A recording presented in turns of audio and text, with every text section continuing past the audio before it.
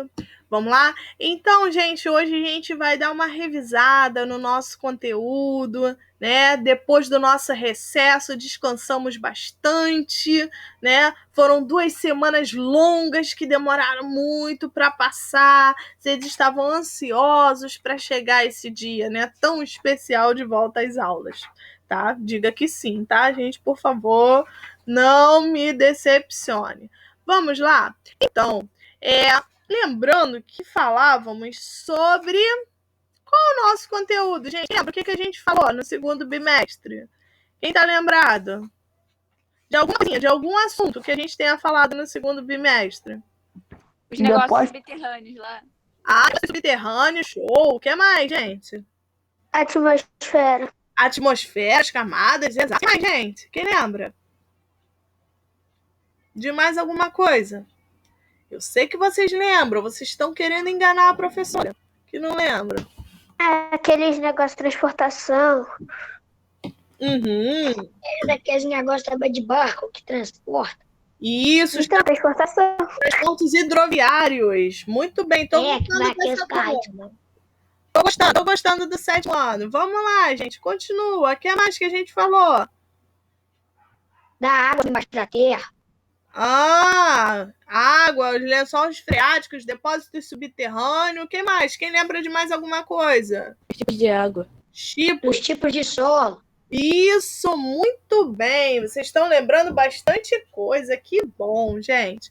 Então, quem lembra do nosso assunto quando a gente falava de zona costeira? Quem lembra? O que é zona costeira? Quem lembra? Lá no capítulo 7 que a gente falava sobre a zona costeira. Não lembram? Não acredito. Orla marítima, quem lembra? Daquela parte que a senhora falou assim, lá que ficava de glu-glu. Exato, foi a aula do peixe. Glu-glu. Exato. Lembrou do glu-glu? E aí, gente? O que é zona litorânea ou zona costeira? Que eu posso falar assim, eu moro numa zona litorânea ou zona costeira? Litorânea que tem praia, né? Rios lá. Muito bem, né? Muito bem. Zona litorânea ou zona costeira, né? É a parte... Lembra que eu peguei com vocês um mapinha do Brasil, né? E eu mostrei a faixa litorânea, né? Que é a parte do litoral onde tem as praias, né? Lembra que a gente falava sobre praias da Costa Verde, né? Cabo Frio, Arraial do Cabo, que a gente foi comentando sobre isso, né? E aí a gente falava sobre essa parte da zona litorânea ou da parte da zona costeira, né? Existe também uma parte onde você tem um pedaço de terra, né? Um pedaço de terra próximo ao mar, de frente para o mar. A gente fala assim, hoje eu vou caminhar na calçada da praia? Na orla. Entendi, né? Então, a praia, ela tem a orla marítima, né? Então, essa orla marítima é essa porção da terra, né? De frente para o mar. Então, ela recebe esse nome de orla marítima. Quem aqui gosta de passear na orla marítima? Alguém? Ninguém? Eu gosto. É bom, né, gente? Um ar puro, né? Eu sempre vou no final de tarde. Arrasou, João. Arrasou, sempre vai, né? Bem, eu sempre vou também passear na orla aqui, que tem aqui perto da minha casa, né? Um valão aqui que eu... Menino. Uma coisa bem chique. Mas a minha orla, pô, minha orla. Só Deus sabe como a gente faz a caminhada na orla, né? Enfim, cada um com sua orla. Vamos lá, continuando. Então, a gente percebe que essa faixa de terra, né, entre o mar e a terra, a gente chama de orla marítima, tá? E aí, quais são os recursos que a gente consegue encontrar no mar, gente? Quais são os recursos? O que a gente pode chamar? Que atividade? Petróleo. Petróleo, o que mais? Peixe. Peixe, exato. Petróleo, peixe. O que mais que a gente tira do mar? Sais minerais. Sal. O sal, exato, né? Então, a gente tem todas essas atividades econômicas que a gente acaba encontrando aonde? No mar, né? E aí existe um processo quando a produção acaba sendo muito baixa e as ameaças, os peixes, as espécies acabam sendo ameaçadas, esse problema a gente chama de quê? Quem lembra? Quando os peixes são ameaçados. Quem lembra? Eu lembro, só não lembro o nome exato, mas eles meio que não podem mais deixar os peixes poderem se reproduzir. Isso, exato. Quem lembra?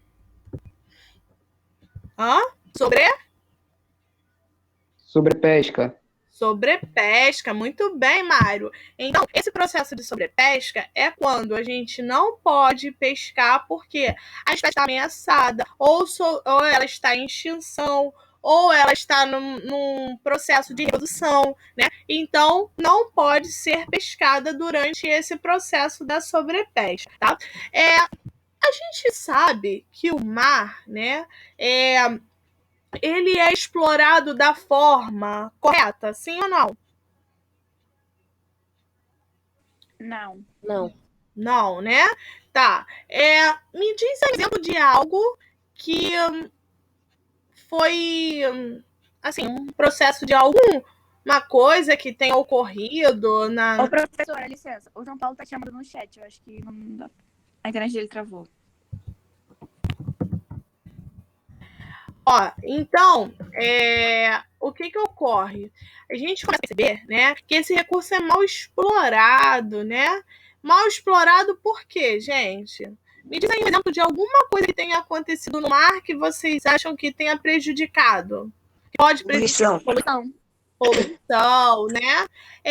Vocês já viram algum acidente que tenha acontecido no mar, assim, algum desastre ecológico que tenha acontecido no mar, assim, um exemplo, assim, de alguma coisa? Por exemplo, é o que, Hugo? Hugo, falou alguma coisa? Não. Por exemplo, olha só, derramamento de óleo, é bom ou é ruim para o mar? Ruim. Ruim. Se a gente pega lá um plástico e joga no mar, isso é bom ou ruim? Horrível. Ruim, né? Então, o que a gente acaba percebendo? Que isso tudo, além do processo de poluição, né, que vocês me falaram, são algo que está relacionado a esse processo de poluição e ele está dentro de quê? Desses problemas que acabam ocorrendo no mar, né? Então, a gente acaba percebendo que o mar é muito mal explorado, tá? Existe só esses problemas? Sim ou não? O que vocês acham? Existe só... Acho que não. Não, né? A gente sabe que existem muitos outros, né? Além disso, a gente está falando dos problemas ambientais. Mas aí existe também a questão dos problemas econômicos. Por quê? Todo lugar próximo à praia, né? Ao local de praia, a vida econômica é mais cara ou mais barata? Cara. Por quê? Porque tá no litoral.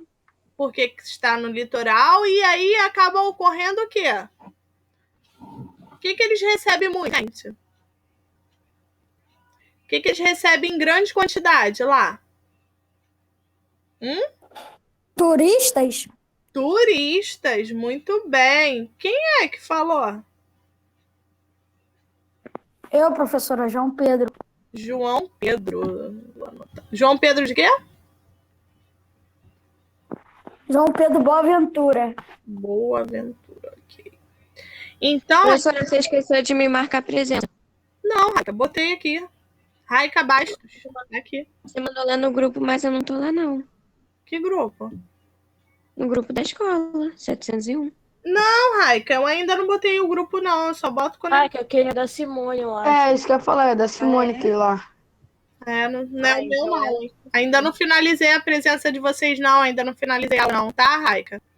Tá.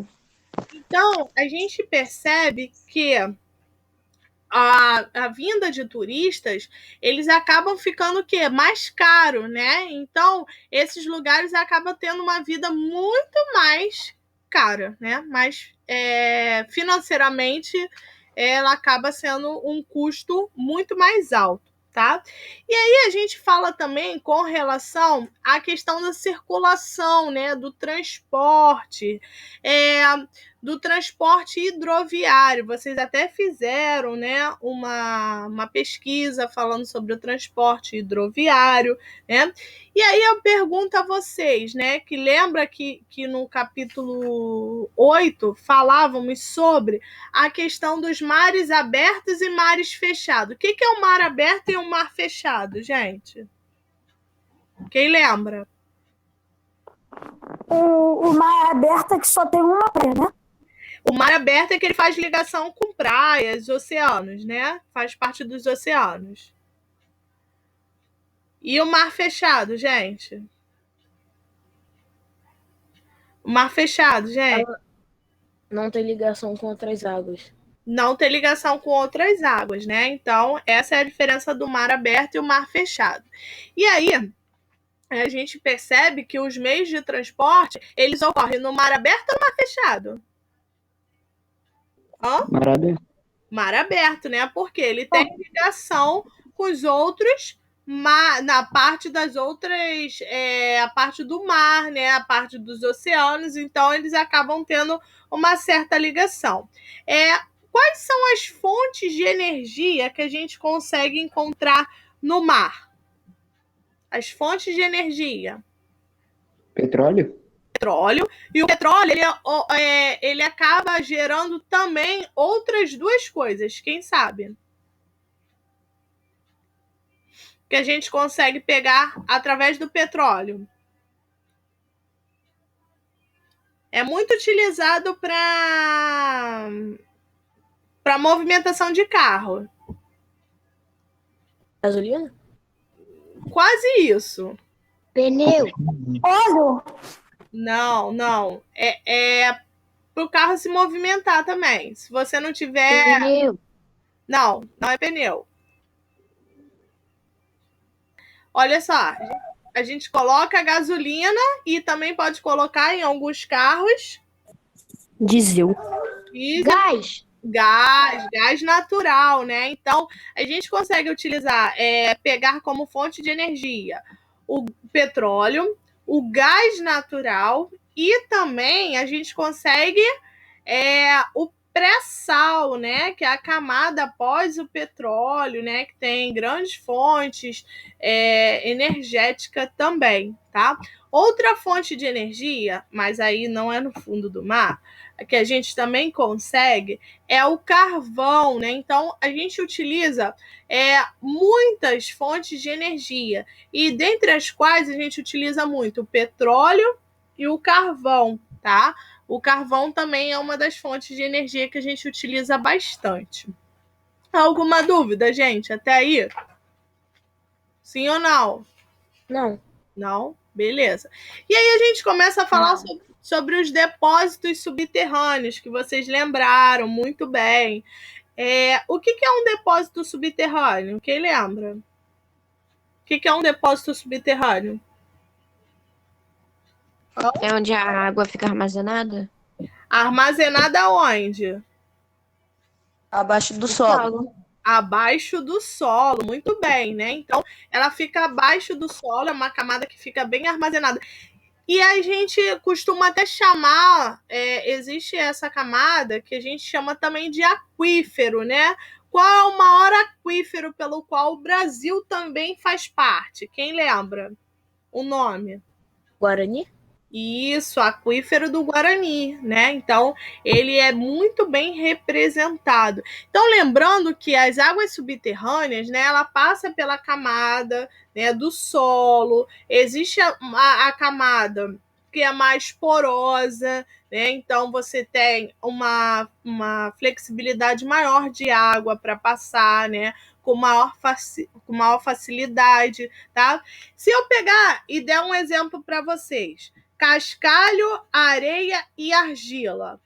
Qual dos três exemplos a água vai passar com menor facilidade? Cascalho? Cascalho. O cascalho, né? E qual que vai passar com mais facilidade?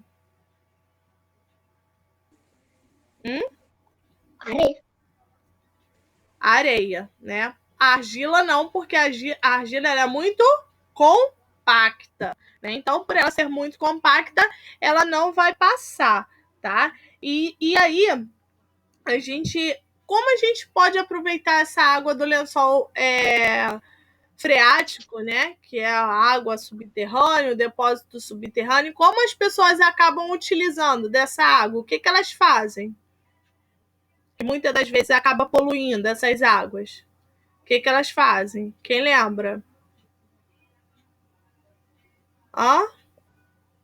Não lembra, não? Eu não. Não lembra quando a gente falou do poço artesiano? Vocês lembram? Que é isso, que é aquele furo que fazem e acabam também poluindo, de certa forma, a água subterrânea, tá? Existem vantagens e desvantagens da água subterrânea. As vantagens é porque elas acabam sendo armazenadas, água doce, né? Que acaba sendo armazenada em grande quantidade, tá? Porém, existe a menor ocorrência de contaminação, então isso é uma vantagem, e também essa possibilidade de você ter essa água guardada, tá? Armazenada. Oi? Aqui meu vizinho fez esse negócio. Poço artesiano? Aham. Exato. Só que o que acaba acontecendo? Só que a água foi salgada. Salgada? É, porque eles furaram aí, foi água salgada, aí não deu. É mesmo? Aí teve que tampar. Sabia não. É bem difícil, né, isso ocorrer. Geralmente é água doce, né? Não sei.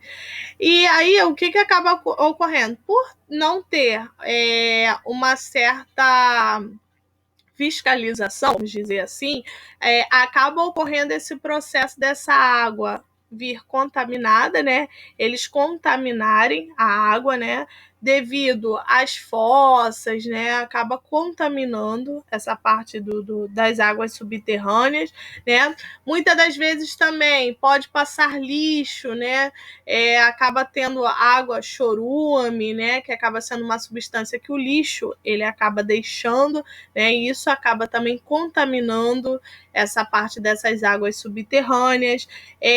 Às vezes a água de esgoto também vaza, né, por dentro da tubulação, né, e acaba também contaminando, né? Então, isso são as desvantagens com relação a isso, porque muitas das vezes não é tão segura quanto deveria ser, tá? Se as pessoas também cuidassem, tá bom? E aí eu pergunto para vocês, alguma dúvida, gente? Não. Não? Não. Tranquilidade? Beleza, então. Sim. E aí, gente, eu pergunto para vocês, como é que está o tempo hoje? Sol, Tá calor. Ah, tá sol, tá calor, né? Beleza. Será que vai ficar sol o dia todo, gente? Mais tarde vai ficar um tiquinho mais frio. Eu também acho. Não deve Entendi. ficar tão calor, não. Pô, mas olha só, gente, o que muda? É o tempo ou é o clima? O clima, O clima que muda? eu acho que é, não sei. Você acha que é o clima? Quem mais acha que é o clima que muda? Eu acho que o clima muda conforme o tempo. O clima muda conforme o tempo? Entendi. Gente, o que é o tempo? Quem lembra o que é o tempo?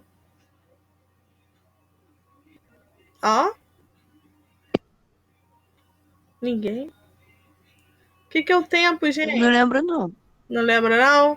Gente, olha só, o tempo é um estado momentâneo, é um estado de momento, né? É a mudança. Então, o clima, o tempo, ele pode mudar, né? Se ele é um estado momentâneo, agora ele pode estar sol. De manhã, ele começou o quê? Nublado. Agora está ensolarado. Mais tarde está chuvoso, um exemplo, né? Ou pode estar frio. O que muda É o tempo ou é o clima, gente? Bom dia, bom dia. Eu gostaria de fazer uma pergunta. Eu não estou vendo meu filho com um livro. Qual é a página que a senhora está lendo? Por favor, porque ele está muito disperso aqui. Eu preciso que saber se ele está anotando alguma coisa. Você pode me informar? Eu estou na página 138. Do livro? 139 do livro. Você é Tá, muito obrigada. Sou a mãe do Lucas. Tá bom. Eu tô fazendo uma revisão, tá? Do segundo bimestre.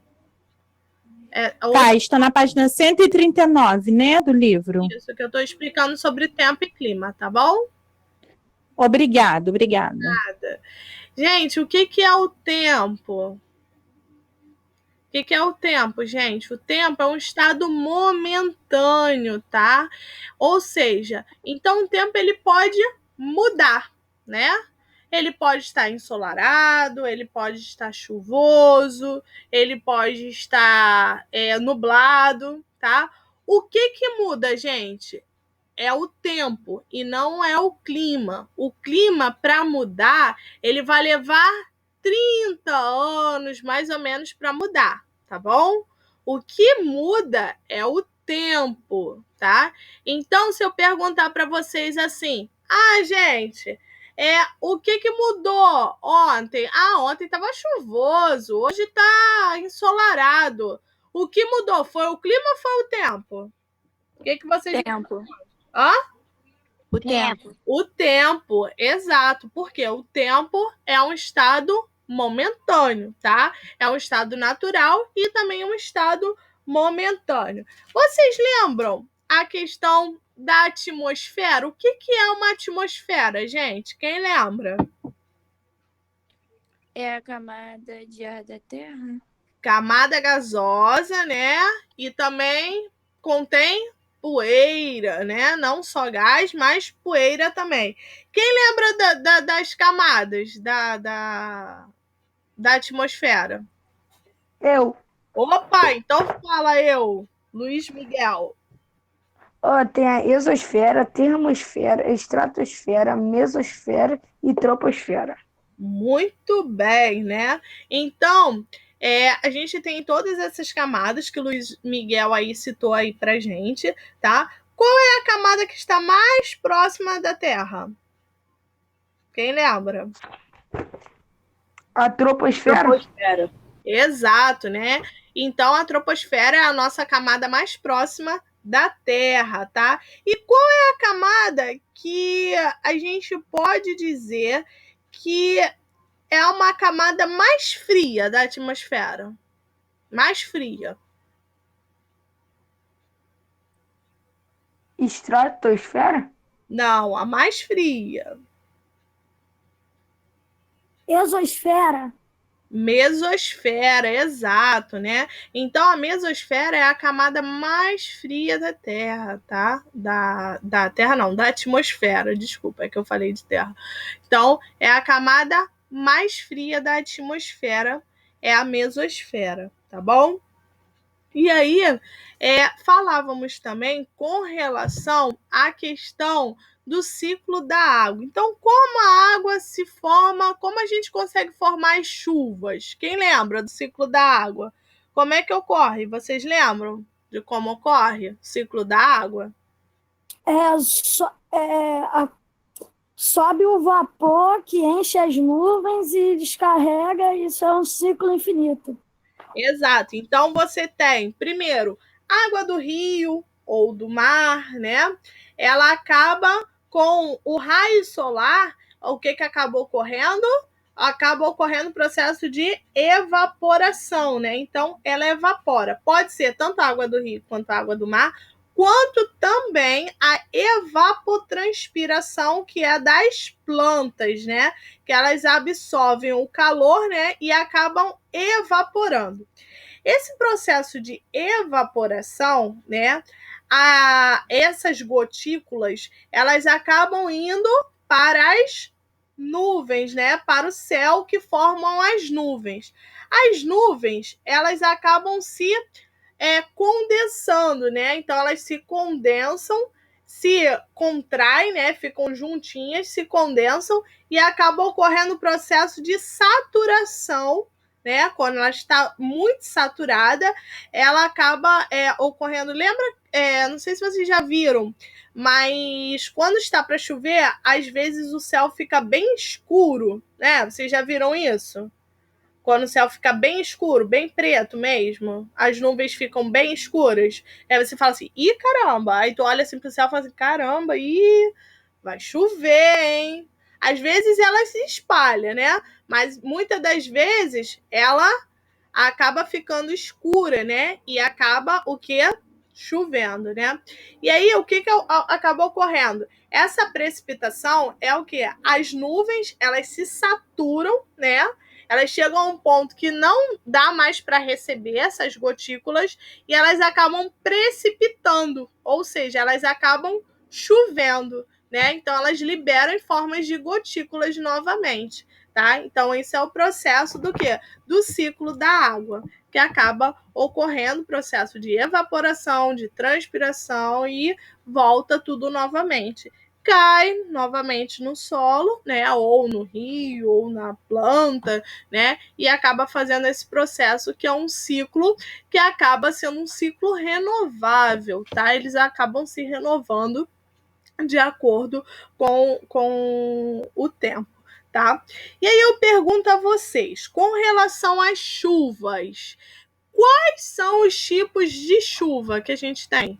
Quem lembra? Pra gente estar finalizando. Quem lembra? Tem as frontais, de montanhas e de verão. Muito bem. E aí, gente? São as chuvas de verão, chuvas de montanha e chuvas frontais. O que é chuva de verão, gente? O que é uma chuva de verão, gente? Quem lembra? Ela é forte e passageira. Forte e passageira. Tá, beleza, né? Elas ocorrem devido ao quê, gente?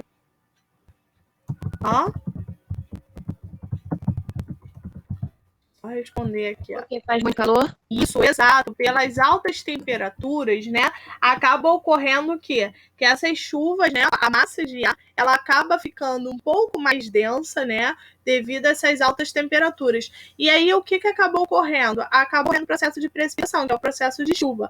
Porém, essas chuvas, elas são longas ou elas são curtas? Como é que é a chuva de verão? Elas são curtas. São curtas, né? Ninguém nunca viu uma chuva de verão na vida, gente? Não? Sim, eu já vi. Sim, né? Porque o que acabou ocorrendo? É uma chuva, ela é mais rápida, né? Ela não dura tanto, né? Então, por isso que ela é curta, né? E muitas vezes dá aquela pancada, né? Forte, né? E não é tão duradoura assim, né? Então não é aquela chuvinha na parte do inverno que fica aquela chuvinha fina, né? Que vai embora, vai o dia todo, né? Ela não, ela é curta e passageira, tá? Então ela acaba muito rápido. Por quê? É essa formação rápida dessa nuvem. Então ela acaba fazendo esse processo aí muito rápido. Essa chuva, ela pode ser chamada de chuva de convecção também, tá? Então, ela pode ser chamada de chuva ou chuva de convecção. E chuvas de montanha, gente? Chuvas de montanha. O que seria? O nome já vem dizendo. Quem saberia me explicar chuva de montanha?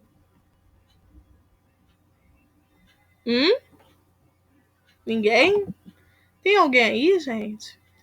Olha só, gente. As chuvas de montanha, elas têm a montanha, né, que acaba bloqueando, né, sendo uma espécie de bloqueio, tá?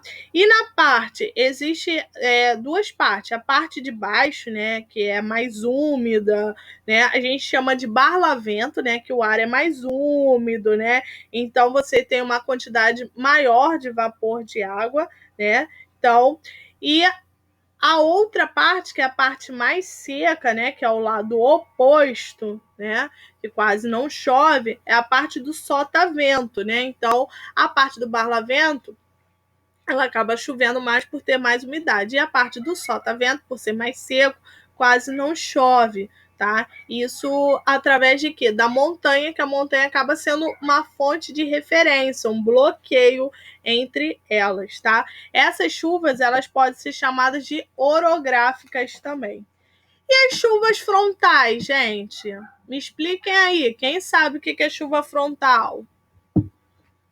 Hein, gente? Vamos lá, para a gente finalizar nossa aula de hoje. Chuva frontal. É o choque de massa de ar quente e choque de massa fria.